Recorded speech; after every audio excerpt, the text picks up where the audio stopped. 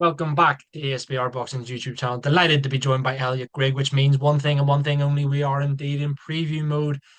The massive heavyweight rematch happening on December 21st in Riyadh, Saudi Arabia is, of course, Alexander Usyk and Tyson Fury. But there's a few fights on that undercard that are really pricking the interest of boxing fans.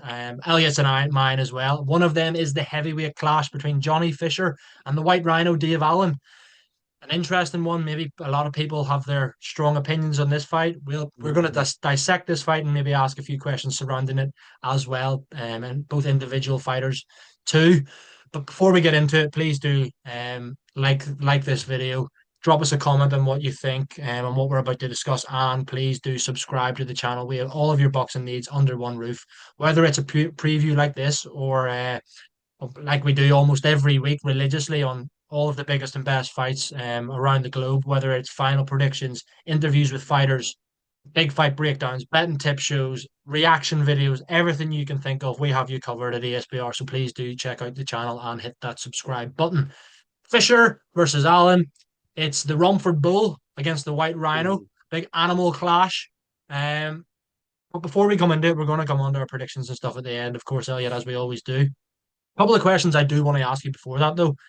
One of which is, do you believe Johnny Fisher will become world heavyweight champion when all is said and done? I mean, that is a sinking body shot because we've been on the channel before, and another one of the members of ESBR said yes, that Johnny Fisher will clear house at some point, and I said no then, and that was maybe a couple of years ago, but maybe 18 months ago. But I mean, I'm still leaning towards no, frankly, but equally, I'm not leaning towards no with the sort of confidence that I had previously.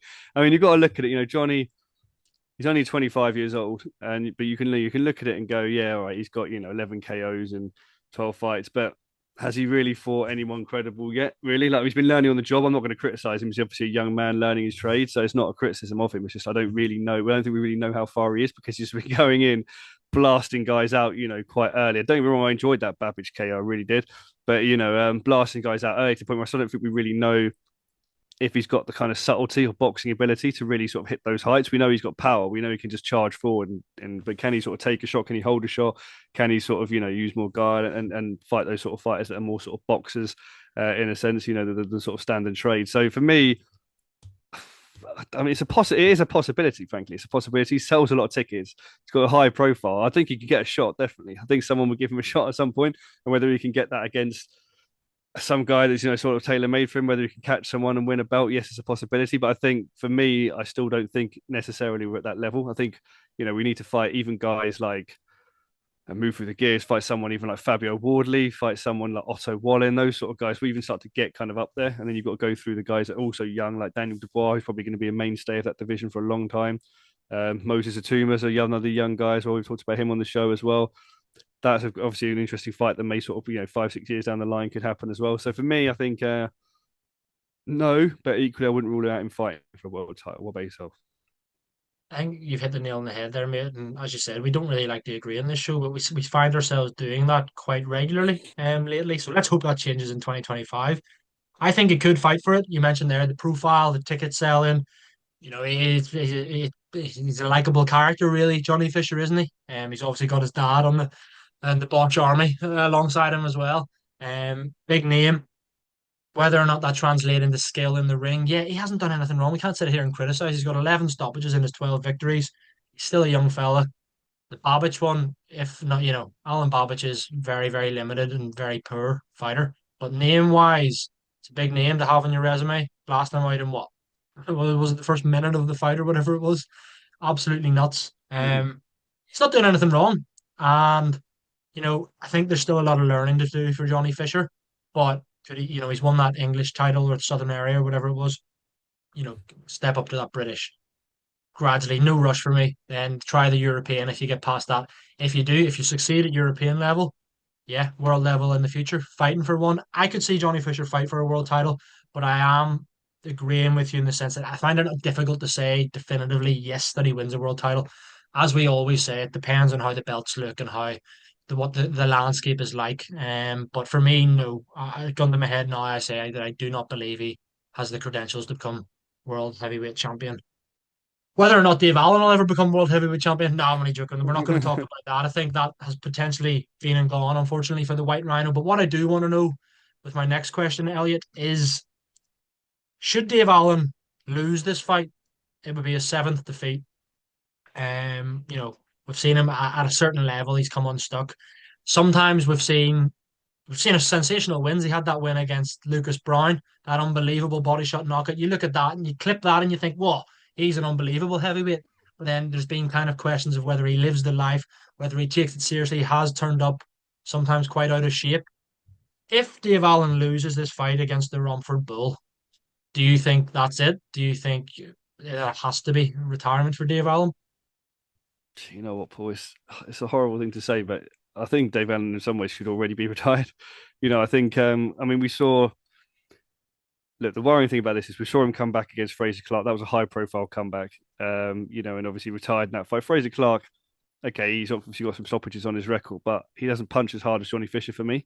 And I can really almost see this being a kind of another David Price event. I really can. I mean, I actually think David Price at the time he fought Dave Allen was a better fighter than Johnny Fisher.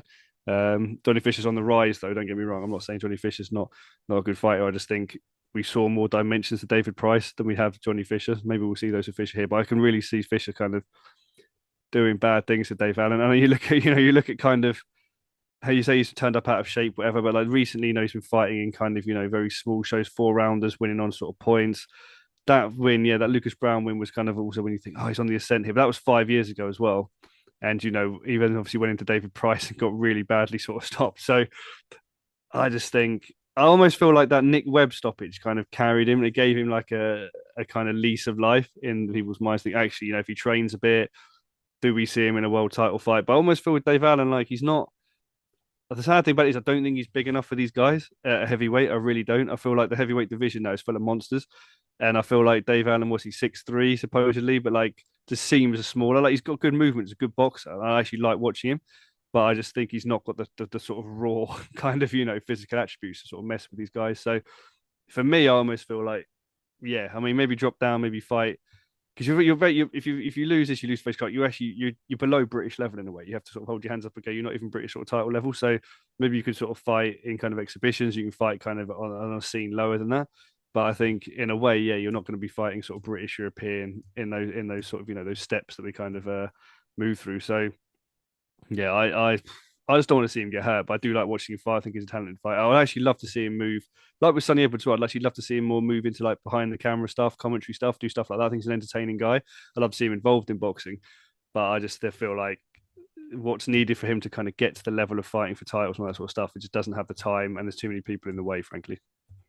Yeah, very interesting, mate. Very interesting. I think time is of the essence. We've got a minute or so left of this video, so please do tell me your prediction for Johnny Fisher, Dave Allen. How does it go down?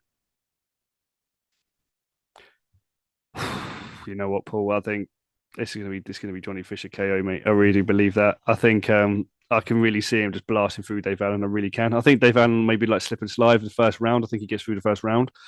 I think he ships punishment. I think anywhere from sort of the first 3 rounds, I think he gets him out of there. I really do. I think as soon as he starts sort of measuring the distance and hitting Allen, it's all over. Interesting, interesting. Call me deluded. Call me all sorts of things. Oh, Paul, don't do it, Paul. But honestly, call me whatever. But Don't do it on camera, Paul. Don't do it on camera. something's telling me Dave Allen wins this fight. I think I've said that about every Dave Allen fight. I probably even backed him to beat Luis Ortiz back in the day. I think he's training with Jamie Moore and Nigel Travis. Like they are speaking highly of him at the minute. He looks in shape. Yeah, yes, I know they sparred years ago. Johnny Fisher admittedly says Dave Allen battered me in sparring. Will that be in the head? Who knows? Don't say it with any confidence, but I'm backing Dave Allen to win this fight, mate. Dave Allen beats Johnny Fisher on December 21st. Snip I that can't up believe into you've a done this to me. short I or was, I was whatever on you the want. video when Yeah, Owen started by Johnny Fisher winning world title, and you dragged me on here. So I'm the other face on the camera when you're telling me that Johnny, that Johnny Fisher. Oh, no, fair play, Paul. You know what? It could happen. If it does happen, I'll be the first to. I'll be the first to salute you, sir. well, let us know in the comments, guys, whether or not you agree. A bit of a disagreement between Elliot and I. One of us is going to be horribly wrong, probably more likely to be me, but that remains to be seen. Let us know in the comments your thoughts on this fight and the questions we discussed, whether or not Fisher become world heavyweight champion in the future. Like and subscribe. And yeah, as always, guys, thanks very much for watching. Elliot, thanks for joining me, and I'll speak to you again very soon. Thank you very much. And as always, guys, thank you very much for watching.